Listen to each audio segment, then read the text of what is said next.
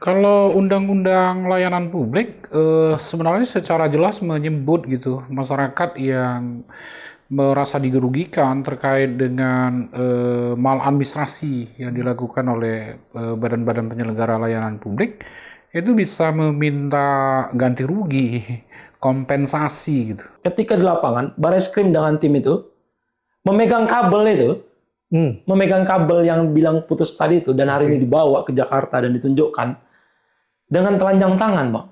Tapi ini ada yang aneh dari segi hukum pidananya. Oke. Oke ya, dari segi hukum pidana kita baca gini. Andai kata bukti kabel itu dianggap sebagai barang bukti dalam proses penyelidikan, misalnya, kan dia penyelidikan. Ketika itu turun aparat penegak hukum polisi, maka standar Perkap 10/2010 tentang tata cara pengelolaan barang bukti harus ada penggunaan sarung tangan tuh. Ngobrol bareng Orbit, kami obrolkan, Anda simpulkan. Assalamualaikum warahmatullahi wabarakatuh. Jumpa lagi kita bersama Ngorbit, ngobrol bareng Orbit. Nah, ini mulut harus masuk ombudsman juga. Jadi kita mau ngobrol-ngobrol ringan tapi berat. Masalahnya masalah blackout dan apa yang harus dilakukan PLN berkaitan dengan blackout kepada masyarakat atau kepada orang yang punya kontrak dengan mereka. Jadi bersama kami di sini, di studio udah ada Bang Herdensi dari Ombudsman. Siap. Assalamualaikum, Bang. Waalaikumsalam. Ada Bang Irfan dari LBH. Assalamualaikum warahmatullahi Jadi wabarakatuh. kenapa kita ajak dua abang-abang kita? Karena abang-abang kita ini yang ngerti aturan-aturan main. Kalau kita masyarakat kayaknya ikut aturan main, begitu kan Bang Densi? Iya. Jadi kalau menurut pandangan abang-abang lah, Bang Densi dulu, karena ini berkait dengan hierarki aturan-aturan main segala macam kan. Kejadian blackout yang bisa sampai lebih dari 30 jam kemarin nggak bisa kita bilang Medan ya, Sumatera. Iya. Karena udah sebagian besar Sumatera yang padam lampunya. Ini bagaimana secara aturan mainnya nih, Bang? Ya, pertama yang harus kita sadari betul bahwa listrik ini itu kan barang publik. Dan negara kemudian mengelola, diamanatkan kepada PLN. Jadi pemenuhan terhadap kebutuhan publik dalam bentuk barang publik ini ya memang menjadi tanggung jawab PLN. Jadi PLN yang kemudian ditugaskan oleh undang-undang untuk memastikan bahwa kebutuhan terkait listrik ini dia terpenuhi. Nah, oleh karena itu ya kita kemudian sangat menyayangkan peristiwa blackout kemarin ya, yang melingkupi hampir terjadi di 4 provinsi. Nah, kita berbicara Sumatera Utara, jadi PLN ini dalam kehidupan masyarakat sekarang ini bukan hanya terkait penerangan gitu, tapi dia sudah berkaitan langsung dengan aspek ekonomi yang lain.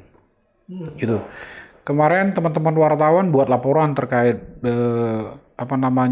blackout ini, karena mereka merasa dirugikan. Karena listrik mati, kemudian internet juga mati, teman-teman wartawan khususnya yang online itu nggak bisa bekerja, gitu. Pindah ke satu sudut yang lain juga sama-sama mati, gitu. Nah, ini kan menghambat aktivitas. Belum lagi kita berbicara ternyata listrik mati ini dibarengi dengan kebutuhan yang lain juga terhambat. Listrik mati, internet mati, air supply dari PDAM juga mati, gitu. Hampir di banyak tempat kami temukan kemarin pada saat blackout itu, supply air kepada masyarakat itu juga nggak jalan. Nah, belum lagi kita berbicara pada sektor usaha, baik usaha besar maupun UMKM dan atau ultramikro gitu yang sangat bergantung kepada listrik. Nah, ini yang kemudian semestinya dibayangkan, dipandang gitu oleh PLN selaku badan yang diamanahkan negara untuk melakukan pengelolaan terhadap arus listrik ini dan supply kepada masyarakat, bahwa ini dia tidak hanya terkait penerangan tapi juga ada aspek-aspek yang lain yang kemudian akan terdampak ikutan kalau supply listrik ini mati. Nah, PLN memang sudah menyatakan ya blackout ini terjadi karena ada persoalan transmisi di beberapa titik, khususnya yang ada di Jambi, yang itu kemudian menyebabkan listrik sebagian besar di Sumatera, khususnya juga di Sumatera Utara itu terhenti. Nah, sekali lagi, namanya ini adalah barang publik, semestinya PLN ini kan memitigasi sejak awal. Ya. Menyusun perencanaan gitu dengan baik gitu. Supaya post major ini itu dia bisa diantisipasi dengan baik. Ini bisa dikatakan force major. Ya kalau kemudian ini karena faktor alam kan post major.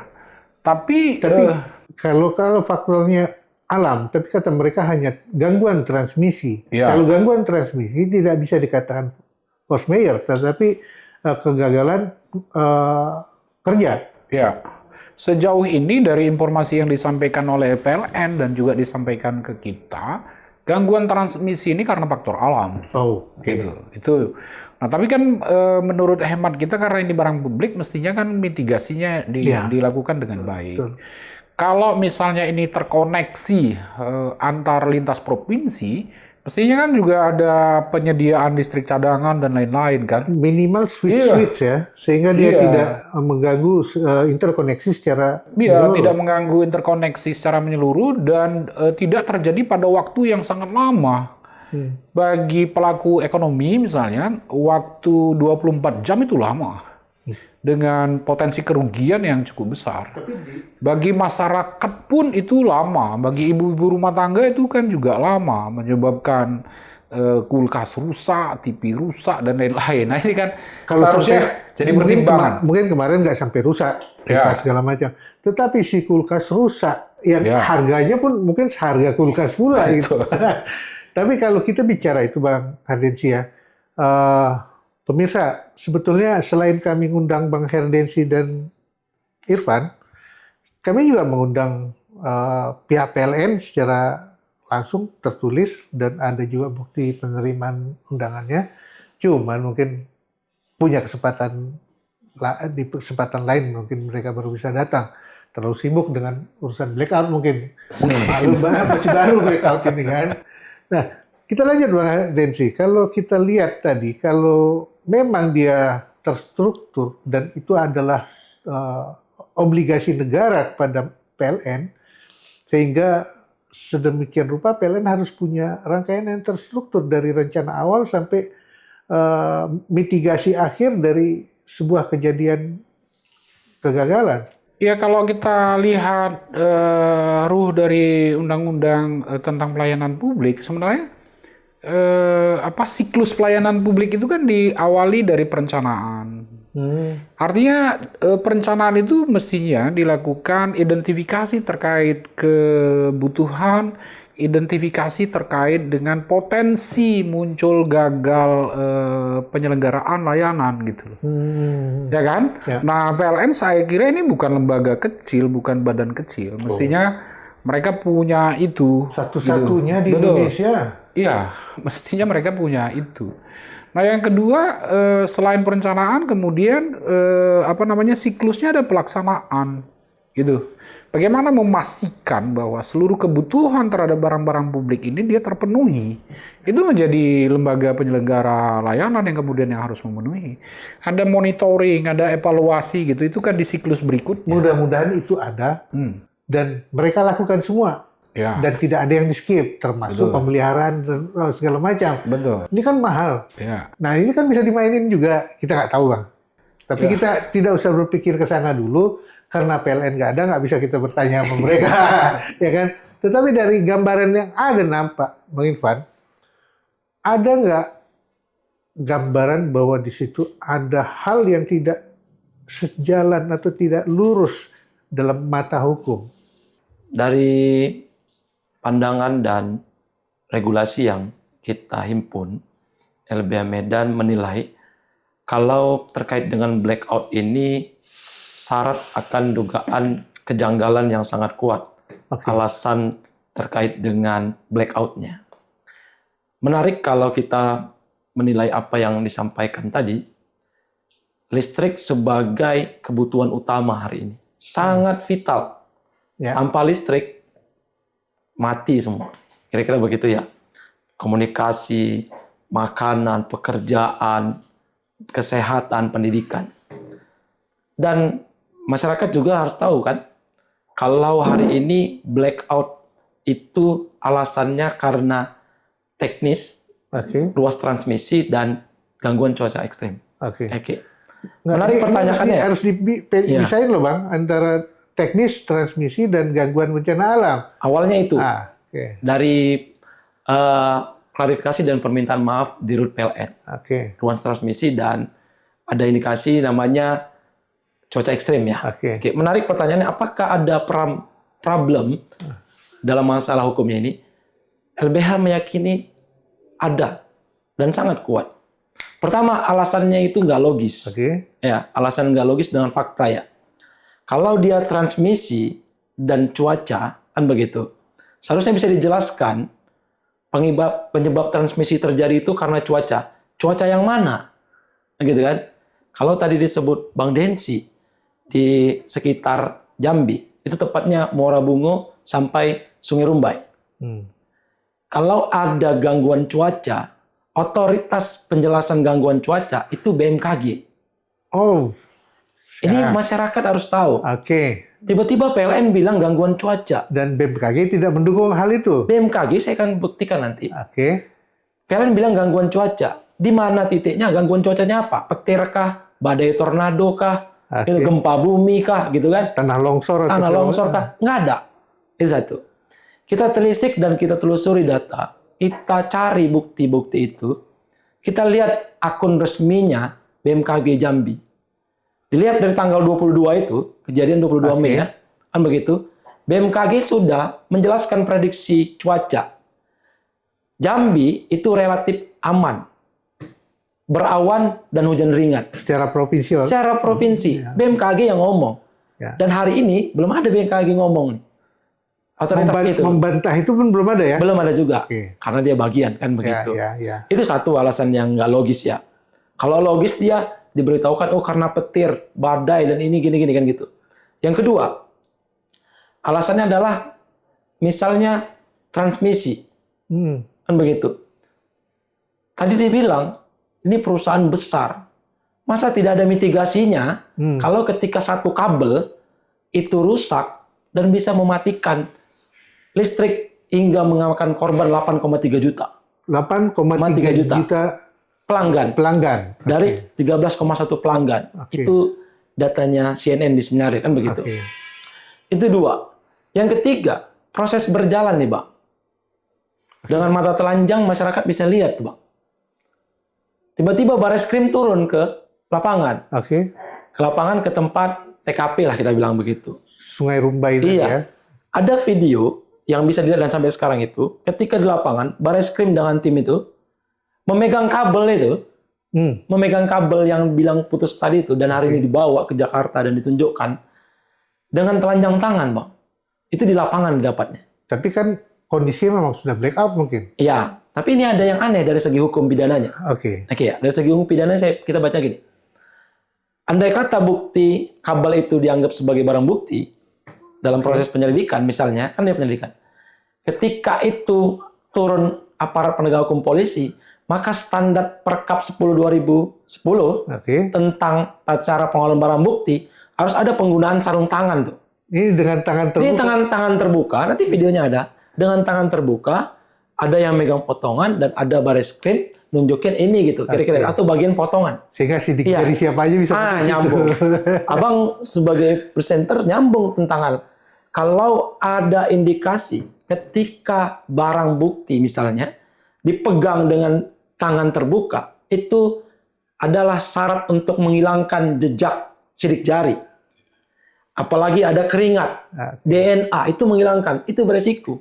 Seharusnya yang dilakukan Mabes Polri, Bareskrim melakukan apa? Penyelidikan awal dengan mendeteksi ada sidik jari atau tidak di dalam yang terputus itu, kan begitu. Dan kalau ekstrim Nah, itu kan cuaca, apakah ada kegosongan gitu kan? Itu Jadi, yang kedua. Secara logika hukum ada sesuatu yang ganjil di situ ya. Yang ketiga bang, satu lagi adalah sekarang udah seliwuran itu. Ada yang ngaku dia sebagai teknisi, gitu kan? Saya lama jadi teknisi, saya tahu bagaimana. Ini sudah rame nih bang. Di media sosial ya. Kalau dari pandangan dia itu ada serat aluminium yang jadi satu kuat gitu kan. Yang alasan Mabes Polri itu atau Baris Krim bilang ini dia nggak rapi gitu kan. Kalau dipotong berserak lah gitu. Sekarang pertanyaannya, kalau gangguan ekstrim bentuknya apa? Cuaca ekstrim. Kalau petir minimal ada plat hitam lah, flat hitam gitu atau kotoran-kotoran. Ada gosongan di situ. Ada gosongan begitu kan. Atau kalau banjir, lumpurnya kalau itu pun sampai jatuh ke bawah, kan? Kalau gempa bumi, towernya jatuh. Ini towernya nggak jatuh. 3 alasan ini nggak logis. Sebagai pelanggan masyarakat itu harus mempertanyakan. Dan coba konferensi persnya hanya ada PLN dan polisi, Baris Krim. Mana pihak-pihak lain? Kan begitu. Ini betul-betul menurut kita dugaan akan ada sesuatu lah ya. Dugaan skenario ya. Dan kami harus bilang juga, mohon maaf ya, di hari ini Polri yang sedang karut-marut ini, gitu kan? Siapa yang bisa meyakini Polri itu benar hasil penyelidikannya? Contoh di kasus Sambo kan begitu. Siapa yang nggak bisa seperti itu? Jadi harus ada keterangan, transparansi, terus ada pembanding yang menyampaikan atau pihak ketiga. Perlu nggak uji lab? Perlu, kan begitu. Nanti nyambung ke, kalau menurut kita bang, ini nama pepatah gitu ya.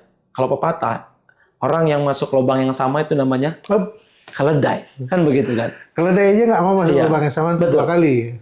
Tapi kita lihat dengan terjadinya PLN hari ini, 2005 itu terjadi blackout. 2019 ini yang masih segar tuh. Blackout Jawa Bali, bang. Ya. Gitu ya, belasan jam saja itu. Tahu apa yang terjadi, bang? Ya. Ketika blackout itu, menterinya Bu Rini Sumarno minta maaf, kan begitu. Hasil penemuan, klarifikasi awalnya itu dibantah ombudsman. Betul ada ombudsman. Dibilang atu teknis dan bla bla bla bla. Ternyata ombudsman melakukan investigasi internal. Ombudsman kan punya inisiatif sendiri. Ombudsman bongkar itu, Laude namanya. Ternyata bukan itu masalahnya, ada kelalaian PLN. Tahu, pemerintah masyarakat harus tahu.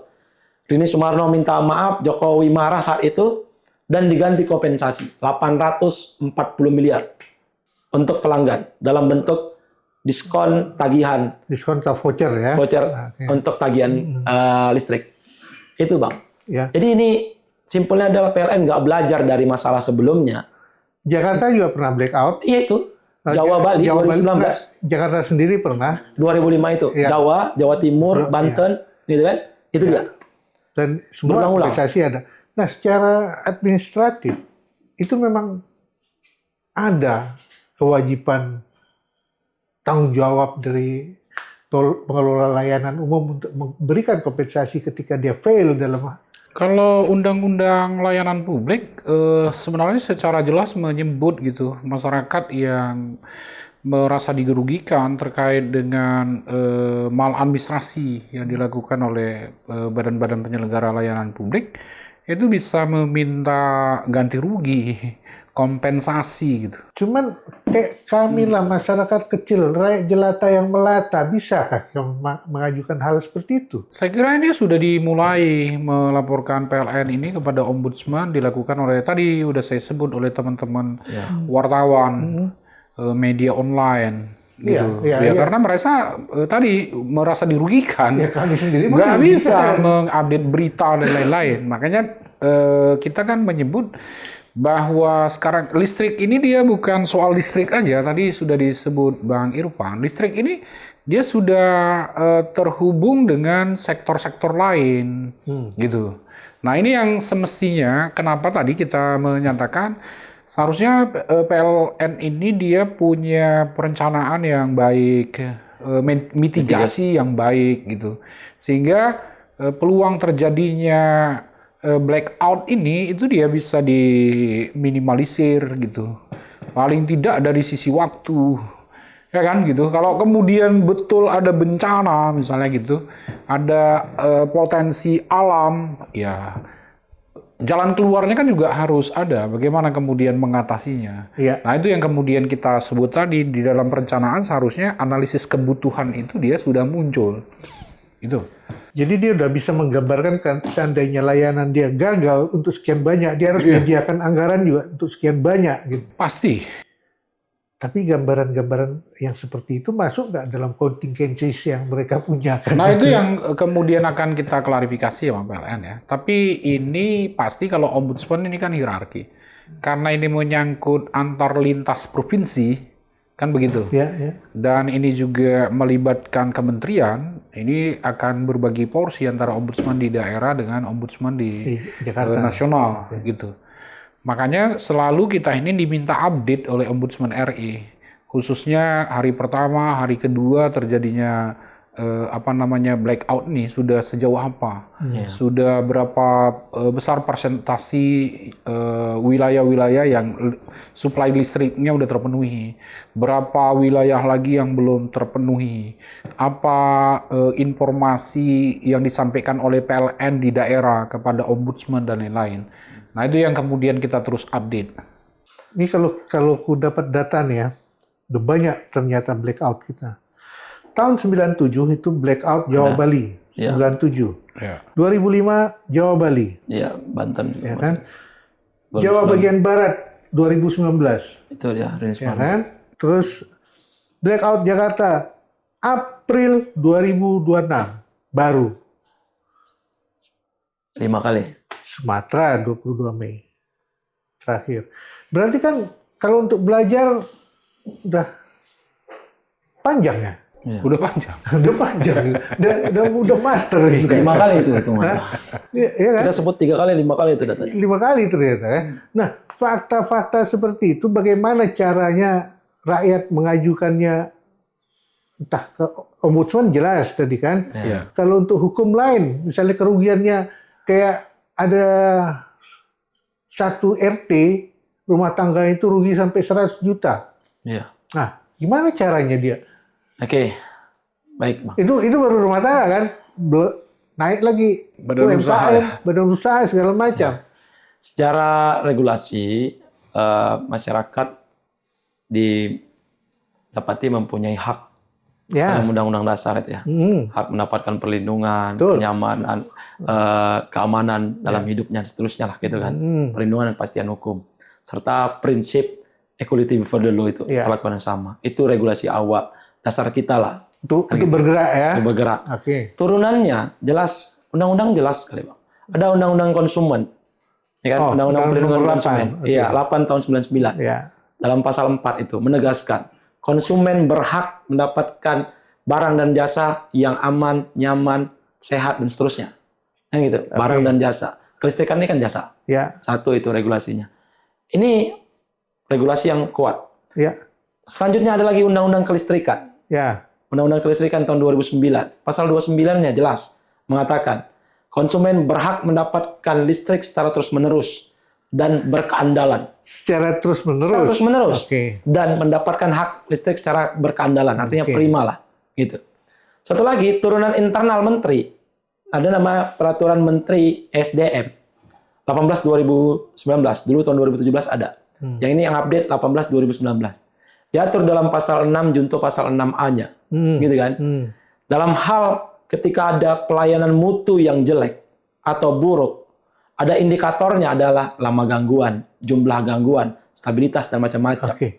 Maka konsumen atau pelaku usahanya, kan begitu, atau PLN-nya, peraturan SDM, wajib memberi kompensasi dengan standar persentase. 2 jam ke atas 50%. Oke. Dari potongan tagihannya. 2 jam sampai 6 jam ke atas 100%. 6 jam sampai ke 16 jam 200%. Di hari bersangkutan. Di hari bersangkutan. Oke. Saya selaku korban nih. Sama Sama ya. Pelanggan rakyat mati di rumah 27 jam. 16 sampai 40 jam matinya lama gangguan itu 300% kompensasinya. 300%. Di situ poinnya, kalau PLN mau memberikan kompensasi, tapi dia akan membuat tabulasi ya. Daerah mana yang 15 jam, daerah mana 10 jam, kan gitu. Dia nggak bisa general. Tapi kalau saya 27 jam, lebih kurang itu. Di 300%. Yang ini harus dilakukan wajib, Bang. Perintah undang-undang dan perintah internal mereka juga. Peraturan SDM. Tapi ada yang menarik. Tadi Irfan bilang equality before the law. Iya. Tapi kalau kita lihat kontrak PLN itu equality nggak? Kontrak dengan pelanggan? Enggak. Apa enggak equalnya? Nyambung ya? Ini pertanyaan pancingan nih kayaknya. aku udah mulai nangkap nih. Apa enggak equalnya? Ketika kewajiban kompensasi dimintakan, ini belum ada sikap sampai sekarang. Ya. Tetapi enggak fair, enggak equal ketika pelanggan, rakyat lewat hari bayar. Ini kan masuk pertanyaan itu kan, Bang ya? Muncul ancaman. Denda dulu. Lewat kelistrikan, bayar kelistrikan itu tanggal 20 ke atas, akan timbullah denda, kira-kira begitu. Bahkan di bulan pertamanya kalau lewat ada ancaman verbal, ini putus. Datang tuh petugas-petugas PLN. Hari ini ada opalnya. Iya. Datang dia petugas, Bu, nggak bisa nih, Bu.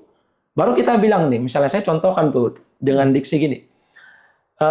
Di Dirut PLN minta maaf, mohon maaf kami ada ini kan ada cuaca gitu jadi ya. Bisa juga aku bilang, mohon maaf karena satu dan lain hal mohon maaf gitu kan. Belum bisa bayar gitu. Yang nggak equal ketika kita ngomong gitu, mohon maaf saya belum bisa bayar, suami saya belum gajian hari ini, mungkin besok ya. Oh nggak bisa, Bu.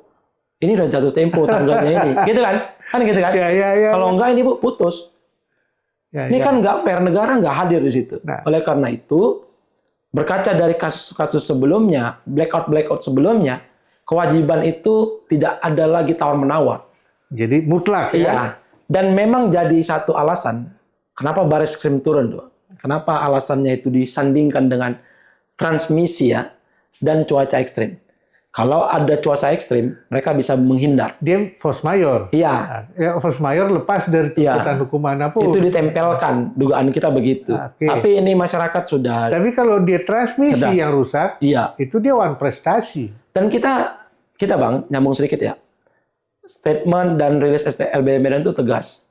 Ini ada dugaan kelalaian tata kelola kelistrikan dan infrastruktur. Maka pertanggungjawabannya adalah kompensasi. Itu harga mati. Dan apalagi bukan itu. Resapel tuh menteri. Siapa? Menteri SDM. Kan begitu. Sampai ke sana ya? Harus. Sampai hari ini dia nggak pernah minta maaf. Menteri SDM sampai hari ini nggak pernah minta maaf. Rini Sumarno minta maaf. Dia yang bertanggung jawab terhadap PLN. Benar. Makanya kita minta resapel tuh menteri. Sama Dirut dan jajarannya. Dirut juga? Iya harus. Menterinya di resapel, Dirut dan jajarannya. Memang ada dugaan.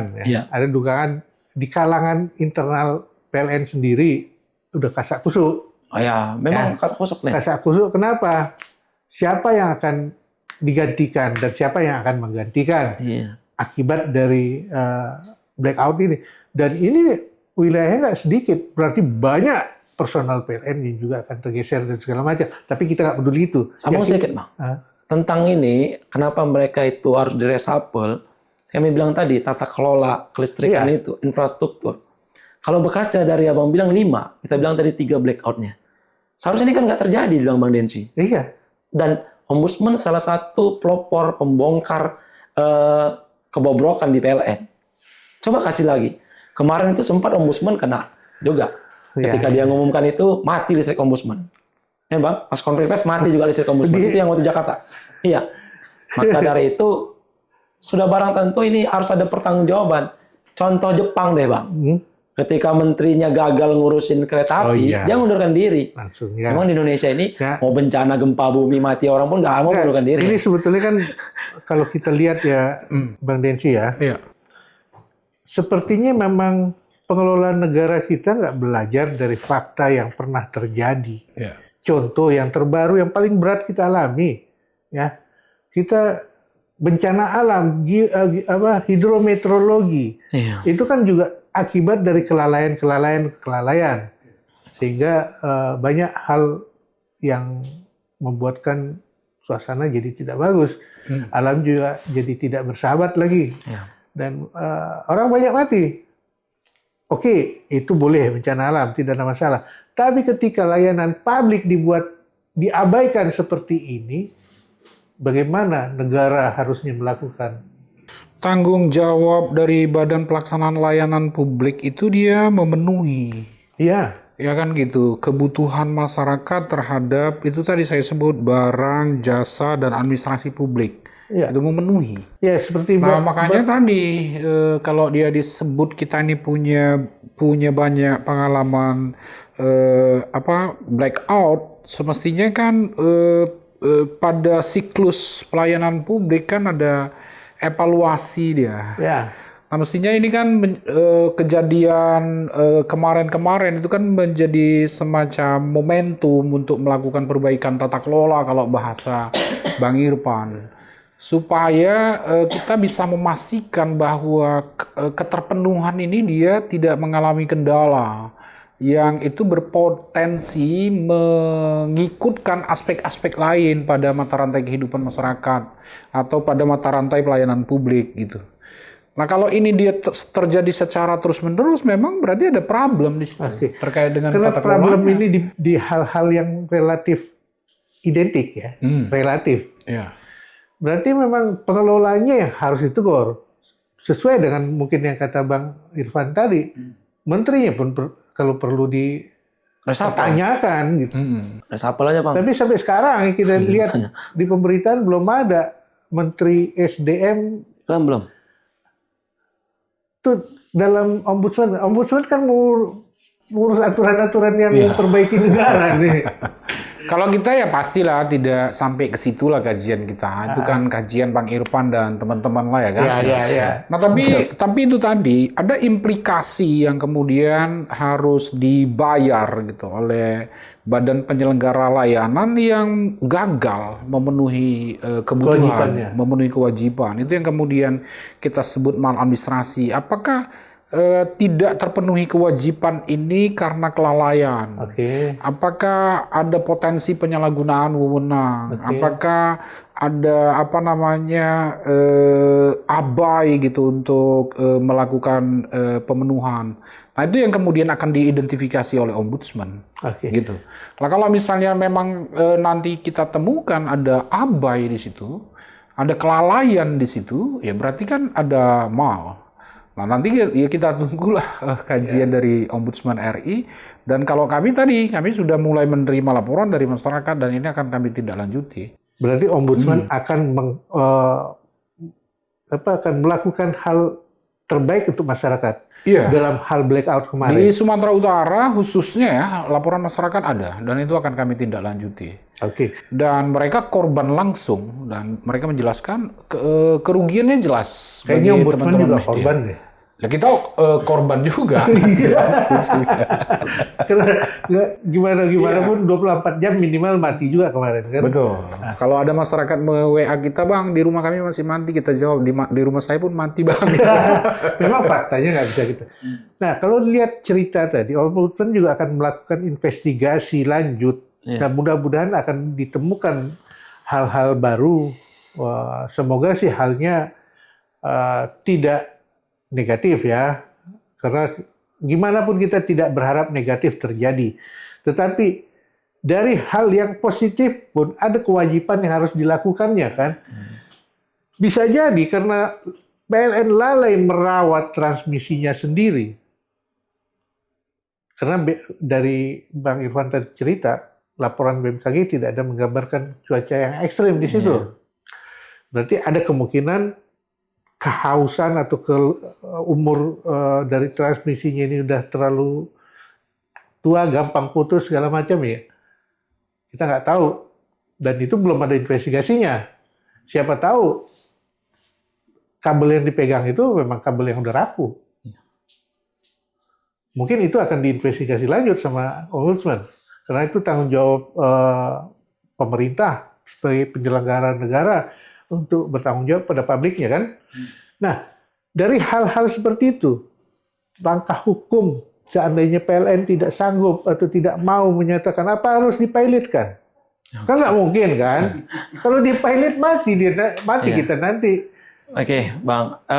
Ranah ke pilot itu tidak mungkin ke sana. Oke. Tapi secara regulasi, menyambung tadi yang saya bilang ada regulasi Undang-Undang Dasar, Undang-Undang Konsumen pasal 4, Ketenaga Listrikan pasal 29, dan Peraturan Menteri SDM 18/2019 pasal 6 pasal 7-nya, pasal 6A-nya juga, ada saluran hukumnya yang dapat dilakukan oleh masyarakat, yaitu ada namanya melalui gugatan class action. Oke. Karena ini berkaitan dengan konsumen, rakyat sebagai pelanggan adalah konsumen. Dalam Undang-Undang Konsumen itu pasal 46-nya jelas, ayat 1. Seorang bisa mengajukan ganti kerugian atau kompensasi terkait dengan adanya pelanggaran yang dilakukan oleh pelaku usaha misalnya. Oke. Baru yang keduanya, sekelompok masyarakat atau perwakilan. Nah, itulah yang kita bilang namanya gugatan class action. Jelas entitasnya. Jelas. Satu bisa kan?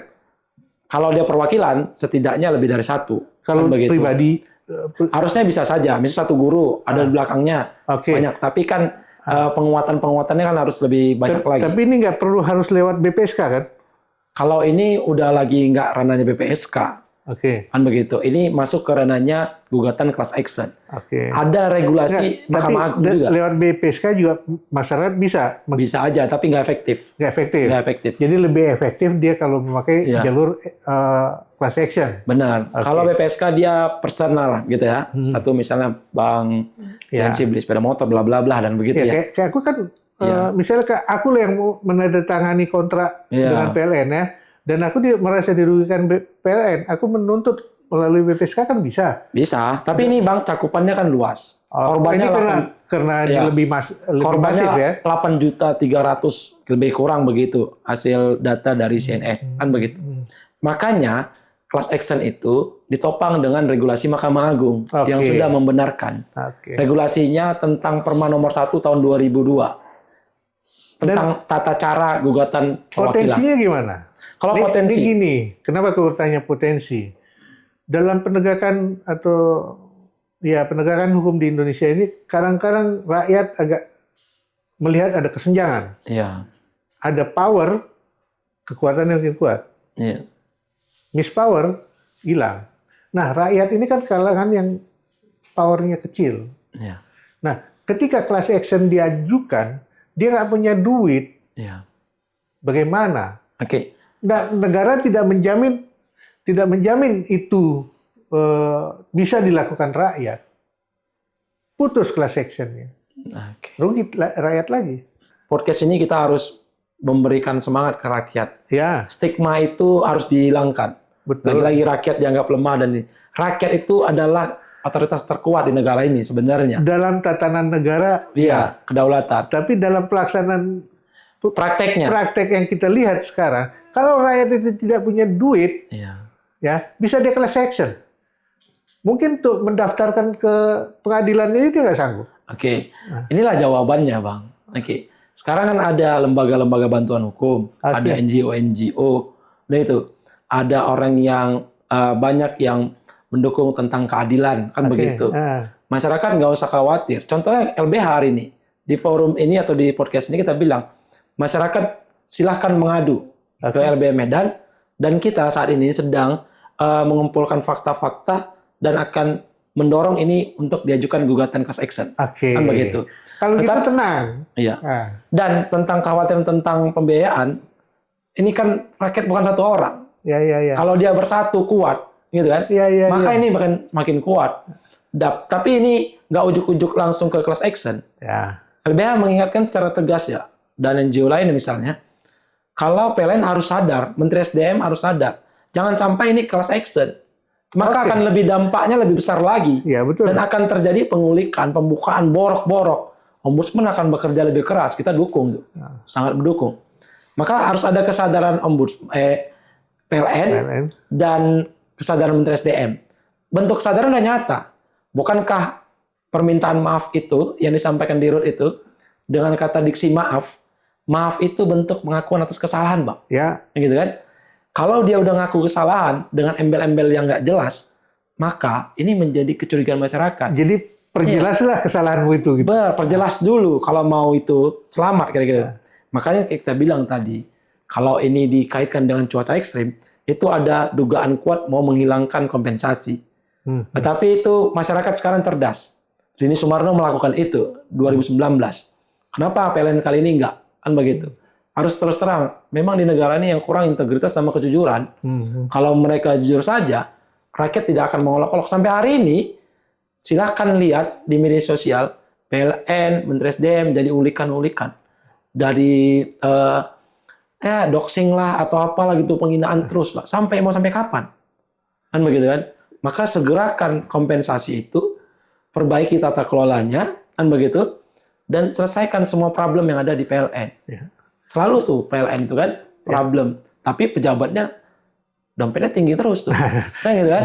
Ini enggak kalau ke sana ranahnya bisa lebih luas lagi, lebih tinggi lagi urusannya. Nggak cocok, kira-kira gitu. Makanya jangan sampai tinggi permasalahan ini naik ya kan? Benar.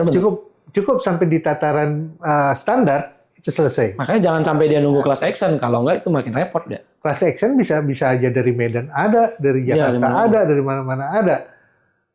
Nah, kalau kita ngelihat kayak gini, kan balik lagi ke tatanan negara, ya kan? Ketika ada unit-unit negara yang seperti ini, apa yang bisa dilakukan negara? Kalau lihat ombudsman melihatnya. Kalau ombudsman kan undang-undang udah jelas menyebut fungsinya. Fungsi ombudsman ini ya pasti melakukan pengawasan terhadap penyelenggara layanan publik. Itu pemerintah, BUMN, BUMD, badan hukum milik pemerintah, badan hukum swasta yang diberikan amanat undang-undang untuk menyelenggarakan layanan publik yang anggarannya berasal dari APBN dan atau APBD. Nah, PLN ini kan adalah BUMN. Jadi memang ada kewenangan kami untuk melakukan pengawasan. Nah, model pengawasan ini ya bisa dengan pencegahan ya. Jadi kita koordinasi dengan para pihak mencegah muncul apa yang disebut oleh undang-undang sebagai maladministrasi. Karena kondisi dan tindakan tertentu akhirnya pemenuhan terhadap layanan itu tidak terjadi. Nah, yang kedua ini ya kita kan proaktif untuk melakukan tindakan gitu. Baik karena ada laporan masyarakat maupun karena ada situasi yang urgen sehingga kita melakukan investigasi atas inisiatif sendiri. Nah, kalau di Sumatera Utara tadi sudah saya sebut ada laporan yang sudah masuk ya disampaikan oleh masyarakat. Kita baru sampai situ ya. Kami akan melakukan pemeriksaan terhadap laporan ini apakah memenuhi syarat materi, syarat formil dan syarat material. Kalau ini semua sudah terpenuhi ya kami akan melakukan pemeriksaan terhadap PLN khususnya yang ada di Sumatera Utara. Nah, tapi karena ini dia lintas provinsi, pastilah kami kemudian mengkoordinasikan ini kan ke Jakarta. Mungkin pimpinan di Jakarta juga punya inisiatif atau sudah juga masuk laporan ke Ombudsman RI terkait dengan backlog yang terjadi beberapa waktu yang lalu di Sumatera Utara, kemudian di Sumatera Barat, kemudian di Riau dan lain-lain. Nah gitu. Nah, apa muaranya? Muaranya ya kalau kemudian pada saat selesai pemeriksaan atau Ombudsman RI misalnya melakukan investigasi, kita temukan ada mal, berarti kita akan memberikan tindakan korektif terhadap mal yang terjadi. Nah, Undang-Undang 25 sekali lagi dia sudah memberikan ruang bagi masyarakat untuk meminta ganti rugi atas kelalaian atau abai gitu dari badan-badan penyelenggara layanan yang itu gagal memenuhi layanan, baik karena faktor lalai, abai maupun karena faktor-faktor yang lain. Nah, ini yang kemudian kita dorong. Jadi ya porsinya ombudsman di situ dia. Oke. Kalau seandainya cara yang dilakukan mereka, aku udah langsung pikir. Aku tidak menjustifikasi itu, tapi seandainya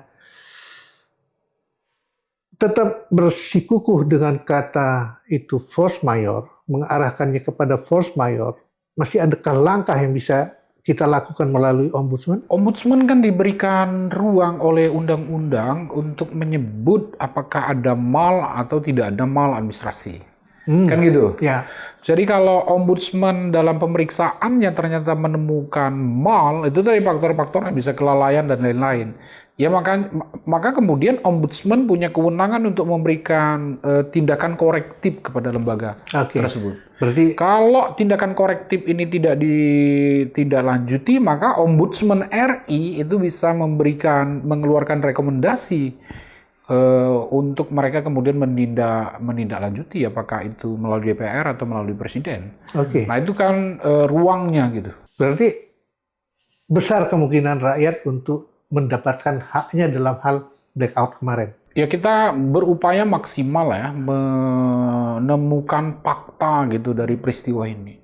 Apakah memang ada post major atau ada peristiwa-peristiwa yang lain yang menyebabkan backlog ini blackout ini terjadi.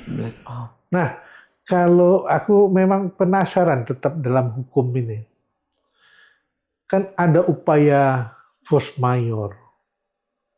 Untuk kasus seperti ini masih bisa dikatakan force majeure. Oke. Pertama, alasan dari PLN dan Barreskrim itu kan transmisi dan cuaca buruk. Ya. Mungkin mau diarahkan force majeure. Tapi masyarakat harus tahu ini bukan absolut. Nggak ada lembaga yang bisa menentukan statement dia itu absolut sebelum ada pembanding atau pengujinya. Ombudsman sedang bekerja, kira-kira begitu. Ketika ini terjadi, apakah ada, kalau itu benar-benar force majeure, apakah ada benar hanya selesai di situ? Kita rasa enggak. Karena nggak bisa serta-merta force majeure hanya dikatakan dalam waktu 1 kali 24 jam. Sebelum ada otoritas yang menjelaskan. Logiknya, kalau ada cuaca ekstrem buruk, begitu saja kejadian, BMKG akan ngomong. Kan gitu. BMKG ngomong jauh-jauh hari sebelum BMKG prediksinya jauh. Sementara prediksi-prediksi yang BMKG udah bisa dibaca ya. Kenapa kita bilang janggal dan nggak logis alasan itu, Bang? Kita duga kuat itu arahnya untuk menghilangkan hak-hak publik, rakyat, konsumennya gitu kan. Hari ini kita bukan cocok logi ya. PLN ini nggak datang di sini nih. Kalau ada instruksi dari nasional, PLN itu harus memberikan informasi secara keterangannya secara menyeluruh. Memang semua rakyat bisa nanya langsung ke PLN sana? Nggak bisa. Maka diundanglah sini. Kalau dia nggak datang, ada apa? Baik, gitu kan? Kami cuma menjembatani. Yang merasa perlu untuk meluruskan permasalahan, duduklah bersama kita. Rakyat harus tahu tentang hal ini, kan begitu, Bang. Kalau itu benar, nggak perlu khawatir. Instruksi dari pusat, sampaikan ini fakta yang benar. Kan itu jadi satu arah gitu. Tapi ini kan nggak nyambung sampai bawah. Ini kan nggak equal tuh. Maka ketika alasan yang Abang bilang tadi itu menghentikan semua, enggak. Karena ruang-ruang hukum itu masih ada. Apalagi kalau teman-teman NGO bergerak, masyarakat bergerak, gitu kan. Dan kenapa kita bilang alasan nggak absolut, Bang? Fakta udah pernah terjadi. 2019, PLN bilang ada masalah transmisi dan lain-lain. Tapi Ombudsman yang bongkar. Alasannya nggak absolut. Bukan 2019 saja. Jadi kalau kita lihat dari awalnya. Yang data yang tentang 1997. 2005. Kan itu udah berarti pengalamannya udah panjang ya kan. Terus 2005. Terus 2019. Terus 2026. Terus 2026 lagi. Dalam waktu dekat aja ada 2 yang udah nampak ini kan, 2026. Yang seharusnya bisa menjadi perhatian dari PLN untuk menjaga kualitas layanannya. Sedikit, Bang. Bang. Yang jadi perguncingan hari ini, jadi catatan itu, cuaca ekstrim. Se-ekstrim apa bencana yang terjadi di Sumatera? Lebih ekstrim nggak daripada yang tahun lalu? Padang, Aceh, Sumut, ekstrim. Ada kabel yang putus. Memang harus dimatikan, kan begitu kan? Itu ekstrim sekali. Hujan, petir, banjir, bawah atas, pokoknya diserang net. Nggak begitu. Kan begitu kan? Se-ekstrim apa gitu. Jadi, sampai bisa memutuskan itu. Sebelum closing dari abang-abang, aku cuma satu lagi yang pertanyaan yang paling sakit di hatiku. Ini perasaan. Kenapa sakit? Karena dia juga korban. Saya juga korban. Selain blackout di semua tempat, dampaknya selain kerugian mati lampu, materi dan segala macam, ada beberapa nyawa yang terindikasi ikut terenggut kasus blackout. Ya itu mungkin harus dibuktikan, siapapun buktikan harus dibuktikan itu. Nah seandainya itu terbukti,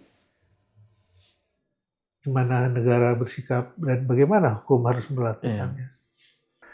Ya sekali lagi kalau kami belum bisa mengambil kesimpulan yang terlalu dini ya. Proses pemeriksaan di Ombudsman Sumut akan berjalan ya terkait dengan laporan yang sudah disampaikan oleh masyarakat. Termasuk ada informasi-informasi lain terkait dengan apa yang tadi Abang sebut sebagai korban ya kan.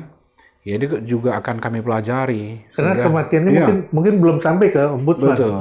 Nah, itu yang kemudian akan kami pelajari supaya dia nanti punya simpulan gitu. Tapi yang paling jelas proses penerimaan, pemeriksaan, laporan yang ada di ombudsman pasti ada endingnya.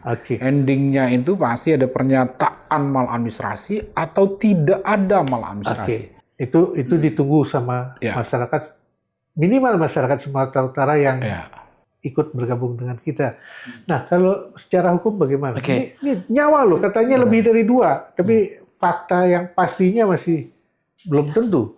Kita harus mengetahui ada dalam hukum disebut namanya asas salus populi supra lex exto. Keselamatan rakyat adalah hukum yang tertinggi, begitu ya. Dan kasus yang terjadi yang kita ketahui ada di Batubara. Kalau tidak salah namanya Rahma dan Adila jadi korban. Kan gitu. Pasca blackout, terus diduga menghirup genset gitu kan, dan meninggal. Kan gitu. Ya ini nggak bisa terlepas dari blackout. Kalau dibilang lah, kalau nggak ada blackout, nggak hidup tuh genset. Gitu kan. Kan begitu. Jadi nggak bisa lepas tangan. Ketika kita nggak bisa bayar uang tagihan listrik karena gajian aja mereka nggak ada toleransi gitu kan, macam ya. Ini nggak bisa dihubungkan gitu. Maka asas itu menegaskan satu nyawa saja pun adalah harus diselamatkan oleh negara. Nggak bisa negara lepas tangan. Ini udah ada korban, ini masih 2. Belum akan timbul lagi itu. Semoga di kampungnya ada LBH. UMKM itu Bang, lupa saya. Deli Serdang, udah mati itu ratusan sampai ribuan ayam-ayam itu. Ya, ikan lain itu. Ini siapa yang tanggung jawab? Pedagang ikan hias itu ratusan juta ruginya kalau dibilangin. Tapi dibalik semua kerugian itu, bagi ekonomi ada yang menikmatinya. Iya. Kenapa? Penjualan genset. Ada yang borong genset, ada yang harus hotel kabarnya meletup 2 hari kejadian itu. Ya termasuk aku terpaksa staycation, terpaksa. Kenapa? Mengingat ada anak kecil yang harus kuselamatkan. Nah hal-hal seperti itu kan kerugian-kerugian yang tidak kuinginkan. Seharusnya aku nggak staycation kok. Staycation. Kenapa staycation? Karena gini-gini. Ngungsi tempat lain juga sama. Iya kan? Aku ngungsi ke rumah Bang Herdensi, bisa nggak? Sama mati lampu juga. Sama mati lampu. Ke rumah Bang Irfan, sama. Itulah namanya disebut kausalitas. Nah, karena kausalitas ini banyak hal ternyata ada jalannya. Sebelum jalannya kalian ketemukan orbiter di rumah, closing kalian apa? Terhadap permasalahan ini. Ya, kalau kami Ombudsman berharap ini jadi momentum bagi PLN untuk melakukan perbaikan tata kelola.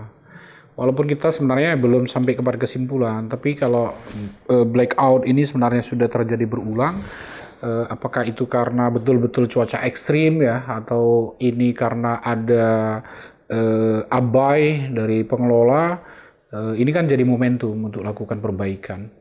Layanan publik yang baik itu dia harusnya transparan. Layanan publik yang baik itu harusnya akuntabel.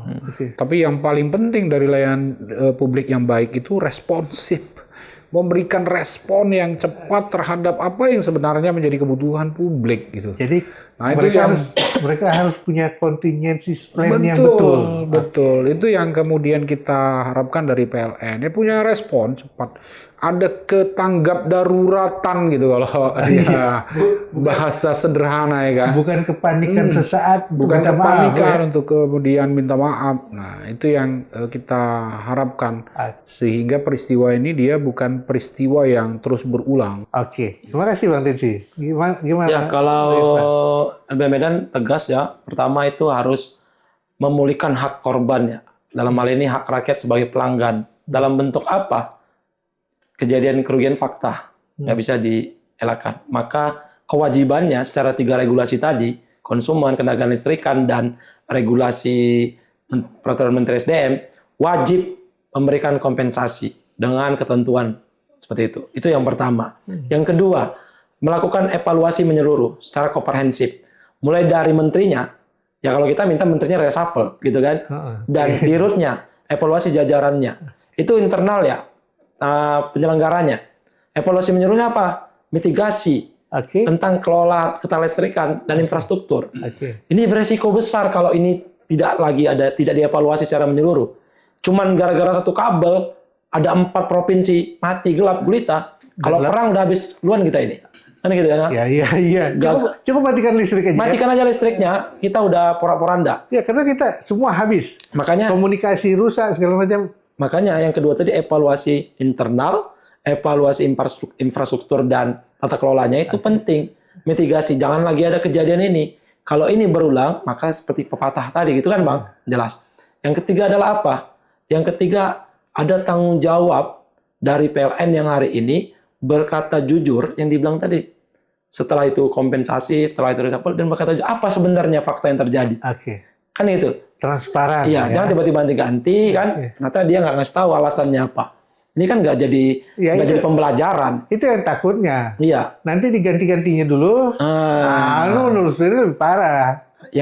Yang ketiga itu Bang, penting sekali untuk menjadi evaluasi secara komprehensif dan tanggung jawab negara di situ. Masalah ganti rugi bukan berarti aku yang matinya 30 jam, abang yang mati 20 jam, harus berbeda kan? Beda, itu nggak fair kalau sama semuanya. Oh, harus juga disesuaikan ya? Iya.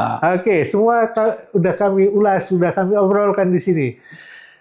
Tinggal orbiter di rumah, bagaimana menyikapinya? Kalau perlu datang ke LBH dan datang ke Ombudsman, laporkan apa yang kalian dirugikan dalam kasus blackout 22 Mei 2026.